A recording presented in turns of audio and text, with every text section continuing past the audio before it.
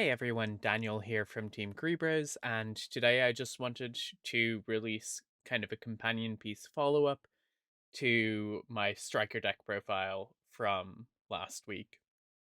So, obviously, I was playing striker for my OTS championship, and in that deck profile, I had pointed out that I was playing 3 copies of Demise of the Land and 3 copies of Mystic Mine. Obviously, those cards aren't playable going into the December format.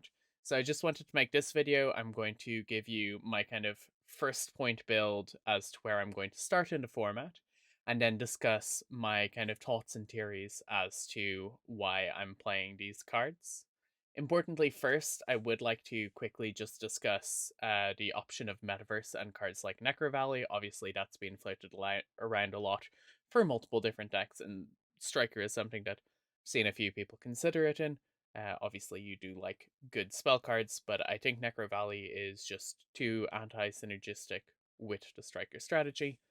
If it were the older Necro Valley card text where Ray could summon herself back from the graveyard, then it would be a different discussion. But due to the fact that Necro Valley inherently conflicts with Kagari and also with Ray, I don't think it's consideration. So let's hop over to the main deck and we can discuss the choices. My starting point this format is that Striker probably wants to be a primarily going second deck. This is definitely the approach that I was taking already with the build that I played previously. I wasn't necessarily shotgunning second, but I think you want to have a lot of the strong going second powerhouses. So, quickly, we have a lot more monster cards than I would necessarily want. Obviously, we're playing a 3 Ray and 1 Rose, which again is the ratio I'm very happy with.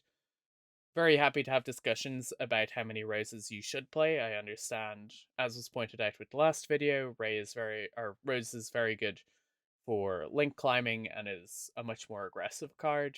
However, again, I don't want to lose games where I open too many monster cards, especially because if we think about it, we're playing our 3 Ray, our 1 Rose, our reinforcement of the army, our Hornet drones, and then also our 3 copies of Linkage. So in effect, we actually have a lot of copies of Ray and Rose. So hard opening them isn't as important. At which point, the only real reason I can see for considering playing more than 1 copy of Rose is specifically because DD Crow and Bestials are in the format. And yes, they are, but I'm just not convinced that playing the extra Rose is better than playing something like Ghost Spell, which can prevent those, but potentially also can make you have a better chance when going second. As I mentioned in the previous profile, Bell and Crow are definitely where I'm starting in the format. As it is, my locals has been seeing an increase in the amount of Flunder that I've been playing against, which they definitely struggle against. Bell is still relatively strong, and Crow isn't necessarily entirely unplayable due to the fact that they both can interact with cards like Rise the Mega Monarch, um, Flunder Stree, and things like that. So not entirely dead, but definitely not optimal. Then I'm playing 2 Godarla. As I mentioned in the last profile, Gamma Seal's probably just strictly incorrect. So we have Godarlas, which can go over Barrier Statue. Even with Barrier Statue gone, there's an expectation that there's going to be a lot of M-Pen. So potentially with Barrier Statue gone, Godarla could actually change for Gamma Seal. Another build that I am wanting to try out would be a more dark focused striker playing cards like it will come to me in a second, but playing Raiden as your Dark Kaiju and then being able to play a Lure of Darkness to kind of draw through your deck for the answers you're looking for. But yeah, and then triple Lava Golem again. If decks are going first this format, I think you need more than just a single piece of interaction to deal with their boards. So like Lava Golem plus Widow Anchor or Lava Golem plus Lightning Storm have performed very well for me. interested to hear your thoughts. Again, I'm not convinced that you can get away with playing raw sphere mode, so it's not something I've been considering, but again, open to discussion on that point. Then we get into our striker spells. We're playing one engage, one multi-roll. Again, I'm not entirely sure on multi-roll, especially as I would expect at the start of this format, the spell and trap removal is going to be increased, which might make multi-roll worse unless everybody is increasing their spot removal, in which case multi-roll may in fact be better. Playing one Eagle Booster, again, I think Eagle Booster is going to be very important this format for Striker, particularly again, turns where you go first, setting up an Eagle Booster that prevents from effects and destruction by battle is probably more reliable than setting up a single Widow Anchor. If you had multiple copies of Engage in the format, then potentially you wouldn't need to rely on Eagle Booster so much, but I think that I'm quite happy playing it. I've upped Afterburners to 2 and Shark Cannon to 2, again, because we're just accepting that we're going to be aiming to go second with this deck list. We're happy to play more copies of these cards because we're more likely to be trying to push major damage on our first turn of the game. And again, Afterburners simplifies the board state, can sometimes let us deal with problematic spells and traps as well. Then we're playing triple Widow Anchor, triple Linkage. Again, just the best cards in the deck after Engage. So we're going to play 3 copies of each of these. Then one Terraforming, one Reinforcement of the Army, the 2 classic searches for the deck. Terraforming, I'm not even entirely convinced whether that should be played or if it should be like an upstart goblin or if we should just cut this list to 41 cards or even to 40. But because you're only searching area 0, I'm not entirely convinced that it is needed at this point. Then one Called by the Grave, again, this card is somewhat suspect because a lot of the cards that are going to be interacting with your Ray might be cards like Bestials, in which case Called by the Grave can be fairly dead. It's also very bad if we are seeing a format full of things like Dimensional Fissure and cards like that. So that's something to be concerned about. Then we're playing one Harpy's Feather Duster. Going second, I'm expecting there to be a lot of spells and traps that are relevant to this format. I expect Branded Despia to be a lot more popular because I think it's one of the best decks in the format that can play with Dimensional Fissure and Macrocosmos. Again, Duster also forces Fluenderees to commit all of their plays, and then you can just try and simplify their board down. Then we're playing 2 Pot of Desires and triple Lightning Storm. So again, Desires, as I mentioned before, going second, we do just need to have raw card advantage. Sometimes you will banish a key piece, but the likelihood of that is fairly low in my opinion, especially since you don't need to shotgun Desires immediately. You can run through all of your options and then just Desires when you've either already removed Engage from your deck or when you just need to find those 2 extra cards. Lightning Storm, again, playing into the Harpy's Feather Duster. I expect that Storm, because we have the Kaijus, and because we have cards like Widow Anchor and Infinite Impermanence, I expect that Storm is primarily going to be dealing with spell and trap cards this format.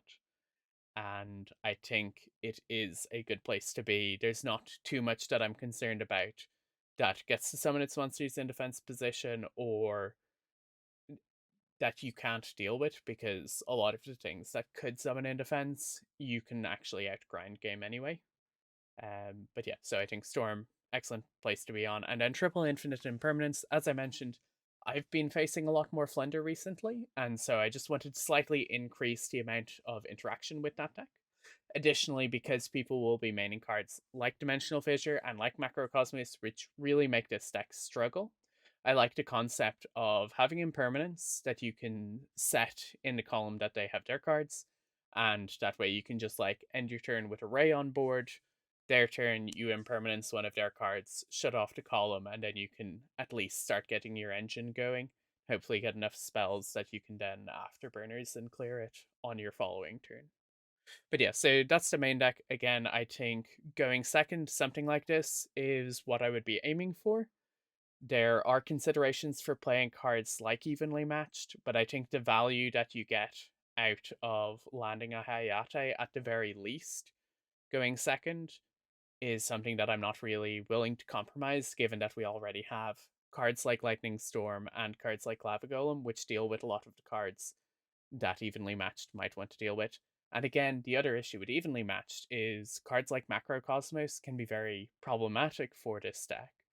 And Evenly Matched doesn't necessarily deal with that because they can just keep the problem card. So now we're just gonna hop over to the extra deck and side deck. The extra deck I've maintained the same as before. The IP Masquerena and the Magnite Crusadia Avramax are definitely flex slots. You could increase this to an extra Hayate and an extra Zeka if you're expecting to play long games. I'm not really convinced on that.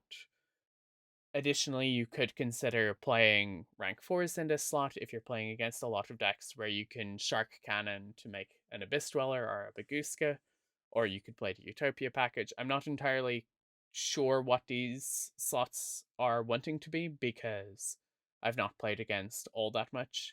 In my local meta, cards like Waking the Dragons can be quite popular. And so Avramax at least means that you always have an out to things like Ultimate Falcon if somebody is wanting to play that high roll game. And then finally, we're just going to go into the side deck. So I have the last copy of Godarla here. Again, I'm not entirely sure how necessary the kaijus are, and given the fact that Barrier Statue probably isn't as much of a concern now, I'm not convinced if the Wind Kaiju is necessarily the correct one. Maybe we do go back to Gamma Seal. Then playing two Cosmic Cyclones. Just wanted slightly more spot removal again for the Macrocosmoses in the format. Potentially Cosmic Cyclone might want to be Mystical Space Typhoon instead, because we are going to be siding triple Imperial Iron Wall as well. So yeah, there's a conflict between those two cards, especially if we're expecting to have a card like Dimensional Fissure or Imperial Iron Wall up. Then we may want to consider taking Lightning Storm out, in which case having spot removal like Cosmic or Mystical Space Typhoon might be worth considering. As I've been mentioning a lot, we're going to get on to the next set of side deck cards, which is Double Eagle Booster and Hercules Base.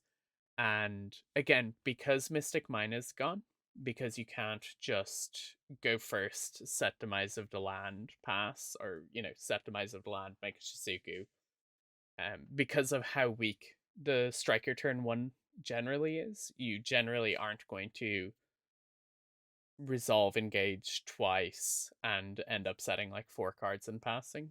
And even if you can, I'm not convinced that you entirely want to, because again, I am anticipating a lot more evenly matched and a lot more Lightning Storm. As such, I like the concept of being able to end on a Shizuku with an Eagle Booster set, and yes, you're going to take a certain amount of damage on your turn, but you're guaranteed to be able to play your next turn. I'm not convinced there's enough things like the old trains deck used to be able to kill you through an Eagle Booster if you sat on a Suzuku, but there's not as much pressure as that from a lot of the decks I've been playing against in the format. Then again, Hercules base, just for control based matchups, you're able to side it in, and then you can grind infinitely, and they can grind infinitely. And in fact, in certain matchups, particularly if you're afraid of cards like Evenly Matched, you can bring in Hercules base plus Imperial Iron Wall, and that way now your multi-roll also goes infinite because it can set the cards, but they won't be banished afterwards. So that is kind of a neat little combo there. Dimensional Fissure, I'm not entirely sure if this is the right card for this deck. However, I think it is a card that definitely deserves exploration, and we'll figure out whether or not it is able to be played alongside the deck. Obviously, yes, losing Ray and losing your Link monsters to exile is very unfortunate, but yeah, I think the upside of the card is potentially high enough that if you're expecting to play very short matches, just being able to deny the opponent their resources, which are higher value from the graveyard than your resources, might just be worthwhile. Then triple Imperial Iron Wall. As I mentioned, I think this card is an interesting choice for the deck at the moment, especially into such a blind format. Again, I expect Cosmic Cyclones. I expect a bunch of banishing cards to be in the format, and yeah, the fact that one of the most popular forms of back row removal is completely countered by it is quite nice. The last three slots are Solemn Judgment. Again, I'm really considering the fear of back row removal in this format. How do I live a turn and get to continue playing when there's so many cards like Feather Duster and Lightning Storm running around? So Judgment potentially could be an option for that. Again, the idea would be that going first, if you're expecting to go first, you can bring in at least the two Eagle boosters, maybe triple Iron Wall, maybe triple Judgment, and you just side out cards like Lightning Storms, your Kaijus, and your Lava Golem.